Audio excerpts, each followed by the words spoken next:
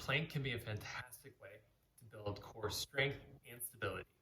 But if we want to get a little bit more out of the plank, then we need to do a little bit more to get a little bit more out of it. What I mean by that is we don't want to be just simply sitting in the plank for 30 seconds, 1 minute, 3 minutes. You end up just wasting more time and creating more fatigue maybe in your joints than you're building any strength in the core itself. So in order to do that, there are 3 things we really want to make sure that we're hitting every time we get into a plank position. We're squeezing our glutes, our butt, we're squeezing our quads, our thighs, and we're locking in both our abs and our lats by wrinkling the floor beneath us. So number 1, what we want to do, squeeze our butt, right? Squeeze our glutes, get that nice and tight. Number 2, we really want to make sure we're squeezing our quads, our thighs. Get those nice and tight. So now we've got our butt tight, our quads tight. Even just from here, depending on your conditioning with the plank, you may start to feel like you're shaking just a little bit more.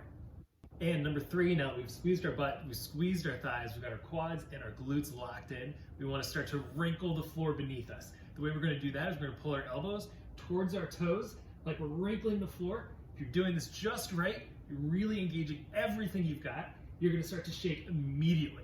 If you're doing that properly, you don't need to do more than 30 seconds.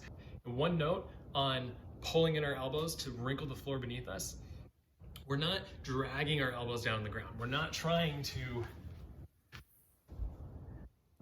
pull our body closer down to the ground. We still want to stay locked in place and then wrinkle the floor beneath us. So instead of thinking about pulling your elbows down, instead think about wrinkling the floor, getting your elbows closer to your toes by pulling with your abs. So instead of pulling our elbows down and end up lowering our body closer to the ground, when we're trying to wrinkle the floor beneath us by pulling the elbows closer to the toes, think about creating that engagement.